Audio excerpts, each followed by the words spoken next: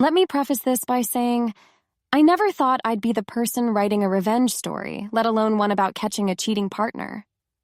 But sometimes life surprises you, and sometimes you surprise yourself.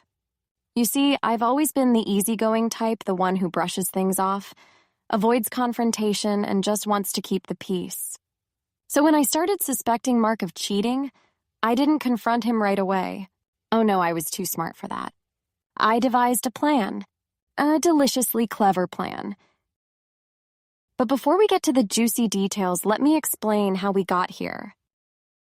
Mark and I had been together for 5 years. The first few years were great.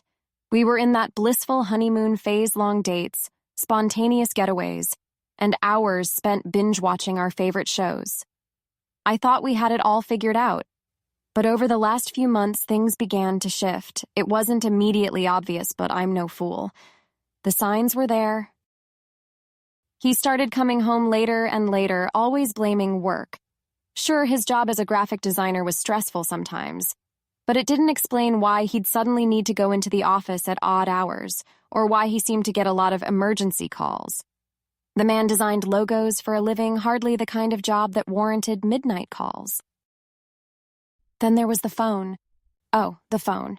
It became his constant companion, always buzzing, always needing to be checked. And the moment I'd walk into the room, it would suddenly flip screen down, as if hiding some secret. One night, while he was in the shower, his phone buzzed. I glanced at the screen, just a quick peek. The message was from someone named Katie, and it read, "Can't wait to see you again." Excuse me? I felt a knot tighten in my stomach, but I didn't say anything. Not yet. You see, I'm not the type to fly off the handle at the first sign of trouble. Oh no, I needed to be sure. And if Mark was cheating, I wanted to catch him in the act, to have the full story before I made my move. That night, I lay awake thinking. Mark had no idea I'd seen that message. He had no idea what was about to hit him. I could have confronted him then and there, but what good would that do? If he was cheating, he'd deny it. And if he wasn't, well, I needed a way to find out for sure. The next morning, I put my plan into motion. Thurser Phase 1, gathering evidence. The first step was to learn everything I could about Katie. I wasn't going into this blind. After some subtle prying, I found out she was a co-worker of Mark's, his married co-worker. That little detail just made this all the sweeter. She wasn't some random fling, she was another woman willing to risk it all for my boyfriend. That's when I signed up for one of those online background check services. I wanted to know everything there was to know about her, and I wasn't disappointed. With just a few clicks, I learned where she lived, her husband's name, and a few details about their life. For the time being, I kept that information tucked away, waiting for the right moment to use it. Meanwhile, I started watching Mark more closely. His gym schedule had mysteriously shifted, and he started wearing cologne to the office. The same office where he used to show up in a wrinkled t-shirt, smelling like coffee and whatever fast food we'd had the night before. Now he was dressing up tight button-downs, crisp pants, and that damn cologne. He thought he was so slick. I spent the next few weeks subtly testing him. When he'd say he was working late, I'd casually ask, "Oh, how's Katie doing?" I'd watch for the slightest hint of guilt in his eyes, the twitch of a nervous smile. It was always there, just beneath the surface. He thought he was getting away with it, but I was laying the groundwork. Now, I had a few options at this point. I could have hired a private investigator to follow him, but where's the fun in that? I wanted to do this myself. I needed the satisfaction of seeing him squirm with my own eyes. So I came up with a plan, one that would not only catch him in the act, but would also turn his life upside down. Phase 2, the trap. Mark told me he had a business trip coming up. This was perfect. I knew the trip was a lie. I had seen the messages between him and Katie, talking about their romantic weekend away. Oh, how cute, how predictable. I told him I had plans with friends that same weekend, feigning disappointment that we wouldn't be able to spend time together. He gave me a half-hearted apology, probably thinking he'd dodged a bullet. Little did he know I had no intention of hanging out with friends. I had bigger fish to fry. The weekend of his business trip, I packed a bag and headed out not to meet friends but to follow him. I knew where he was staying, thanks to some sleuthing on his laptop. He really should have picked a stronger password than 1234 Mark. Katie's messages had revealed the whole itinerary. I drove 2 hours to the hotel and checked into the room across from his. From my window, I had a perfect view of the parking lot and the hotel entrance.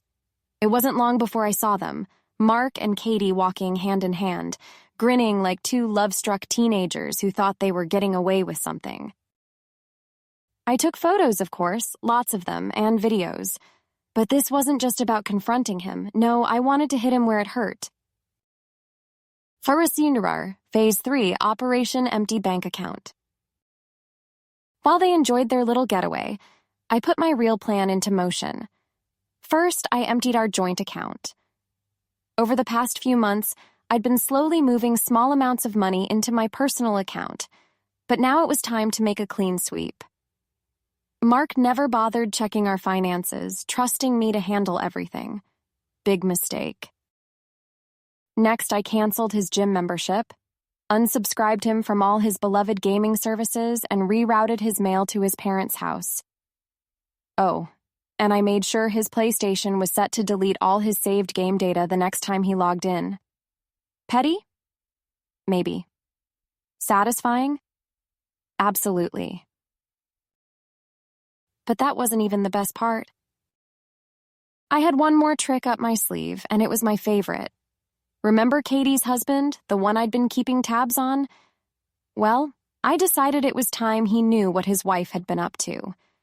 I carefully crafted an email, attaching the photos and videos I'd taken of Mark and Katie at the hotel. I sent it with the subject line, "You deserve to know the truth." The beauty of it was in the timing. I waited until Mark and Katie were just sitting down to dinner at a fancy restaurant. I knew this because Katie, ever the Instagram queen, had posted a picture of her wine glass with the hashtag, "Your date night."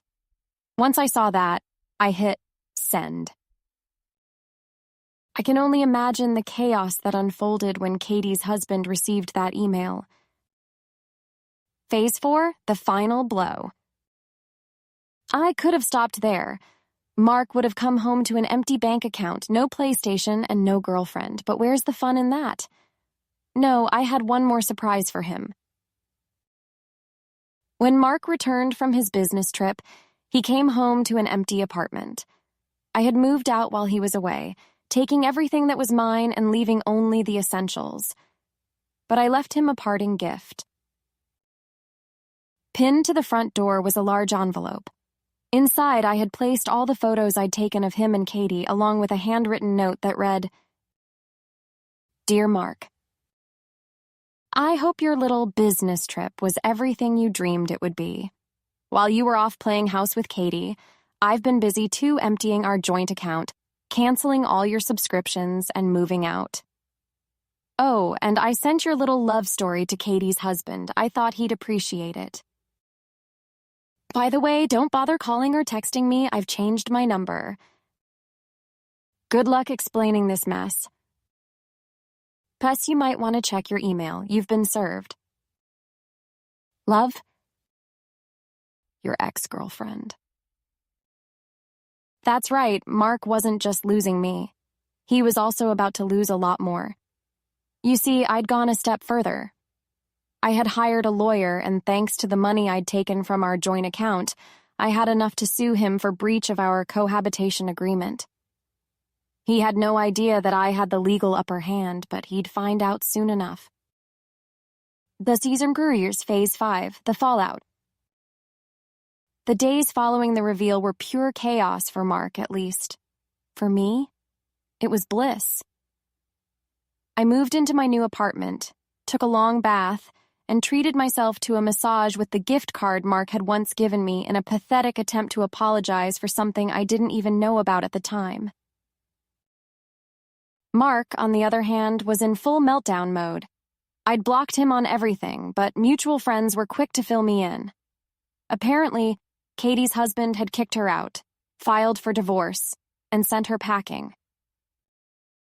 And Mark, he was left scrambling to pick up the pieces of his shattered life. His bank account was empty, his PlayStation was useless, and his beloved Katie was out of the picture. Oh, and that lawsuit I'd filed? It was the cherry on top. He never saw it coming. It's been a few months now, and life has been nothing short of amazing. I've moved on, started dating again, casually, and discovered a newfound sense of confidence. If there's one thing I've learned from this whole experience, it's that you should never underestimate the quiet ones. We're not just sitting back, letting things slide. We're waiting, watching, and when the time is right, we strike. So to anyone out there dealing with a sneaky partner, remember this. The best revenge isn't just catching them in the act. It's making sure they never forget what happens when they think they're smarter than you.